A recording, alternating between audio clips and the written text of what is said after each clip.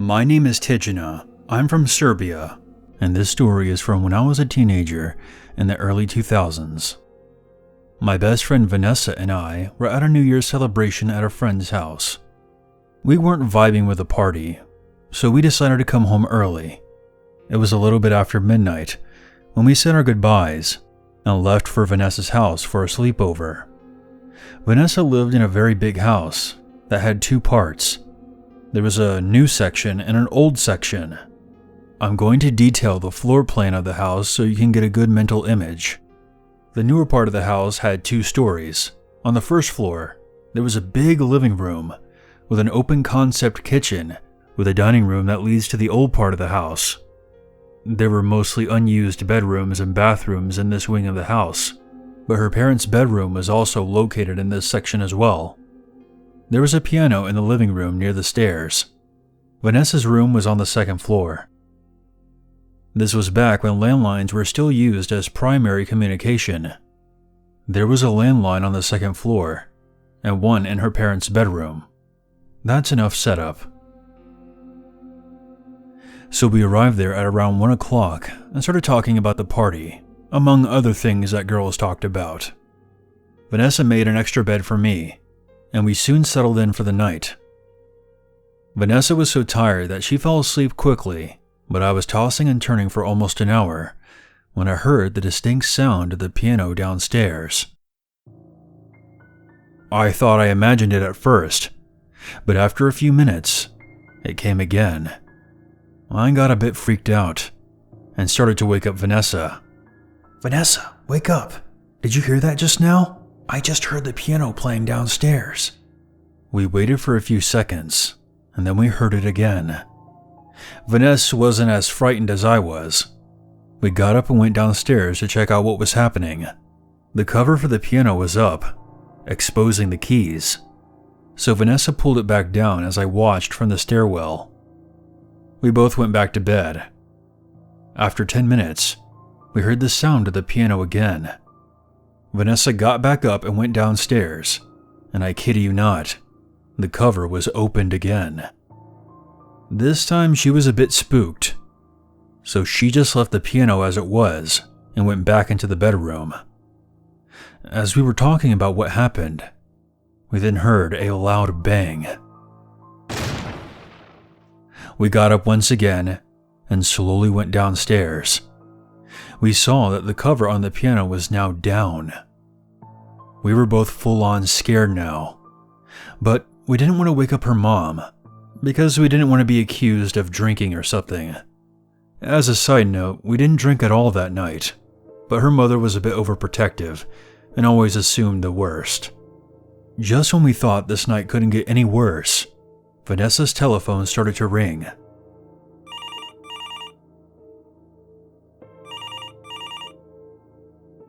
We both thought it was her mom checking up on us, but it was 3 o'clock at this point, and the caller ID indicated that it was home calling. Her parents had a separate landline in their room that did not show up as home on the caller ID. When she picked up the phone, there was sounds of static on the other side, so she hung up. As soon as the phone went back on its receiver, it rang again.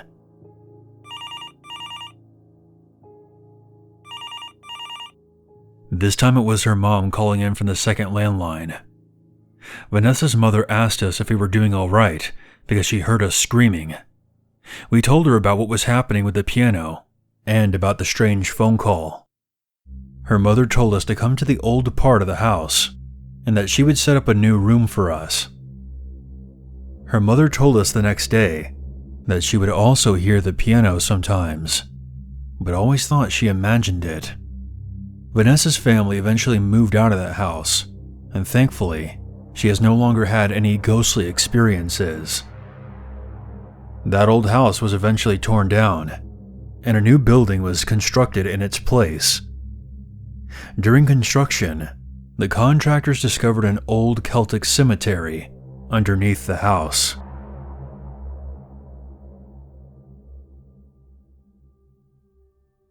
At the time of this story, I was around 7 or 8 years old.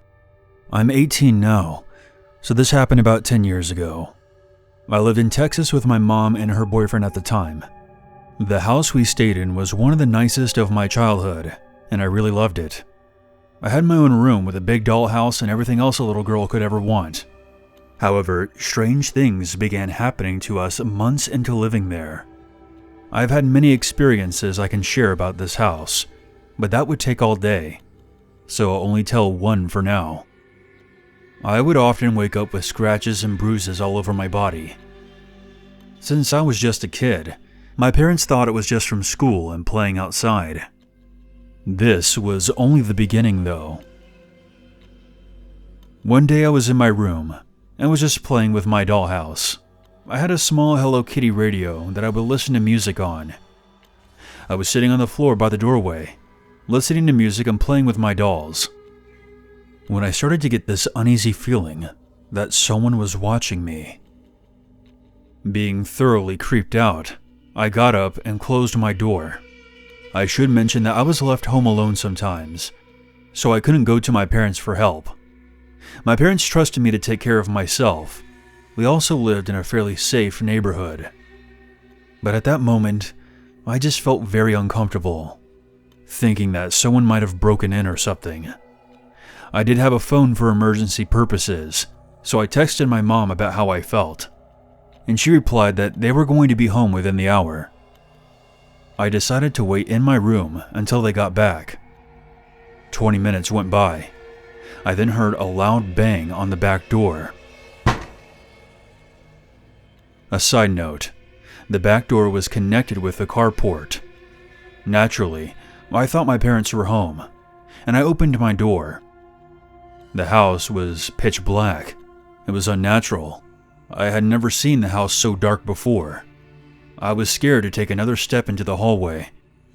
But after standing there for a few minutes, I summoned the courage to leave my room. As I went down the dark hallway, I heard laughing coming from the kitchen.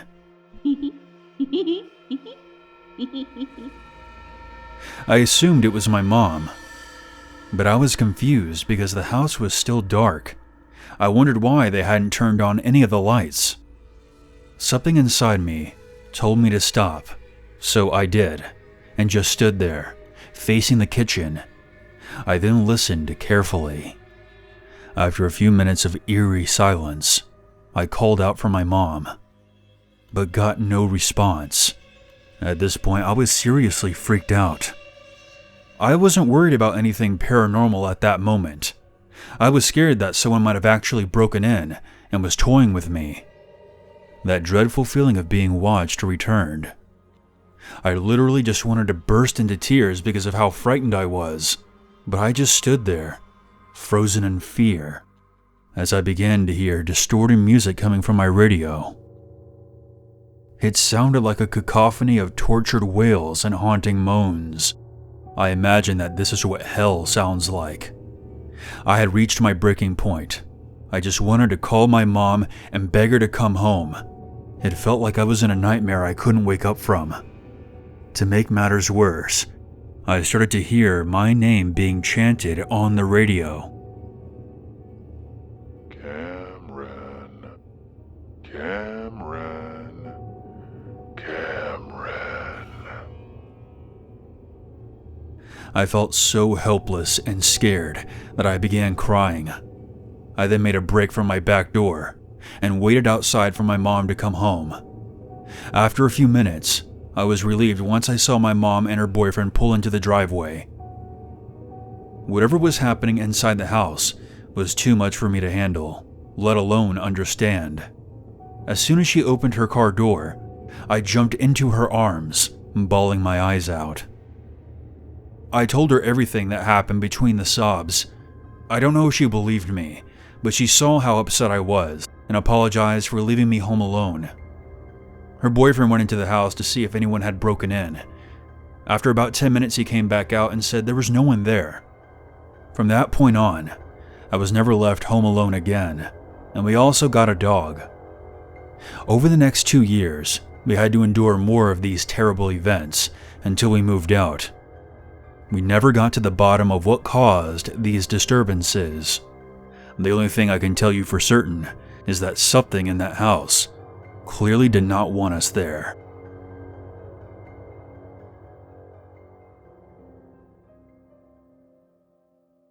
I'm not really much of a storyteller, and this experience is not something I like talking about. In fact, it has brought me nothing but anguish to my life.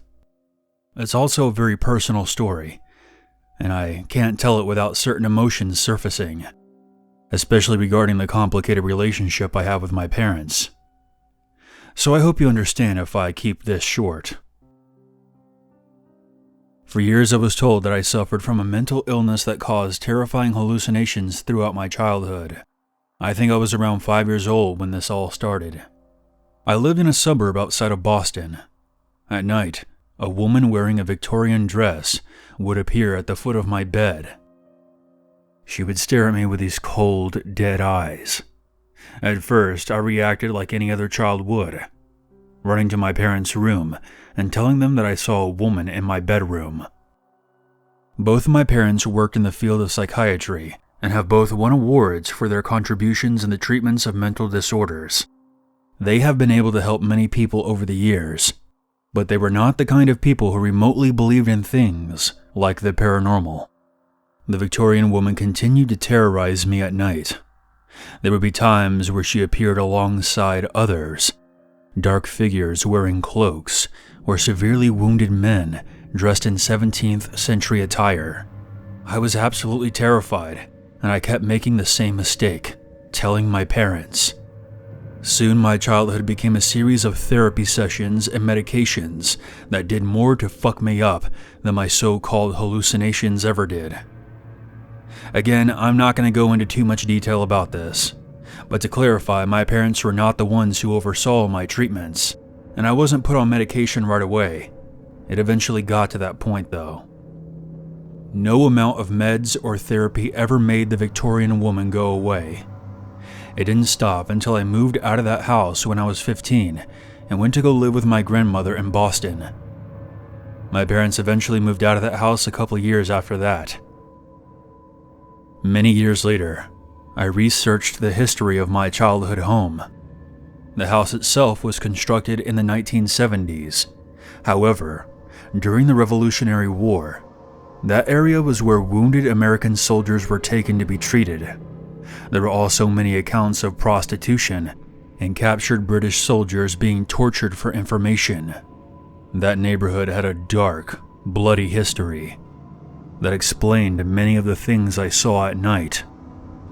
Looking back, I now understand that my parents were just trying to help me, but some things cannot be explained by medical science. If you take away anything from the story, please don't dismiss the notions of the paranormal. The truth is that these things do happen, and more often than not, they target children. I believe that the Victorian woman knew exactly what she was doing, and appeared to me at night for one reason: to make my life a living hell.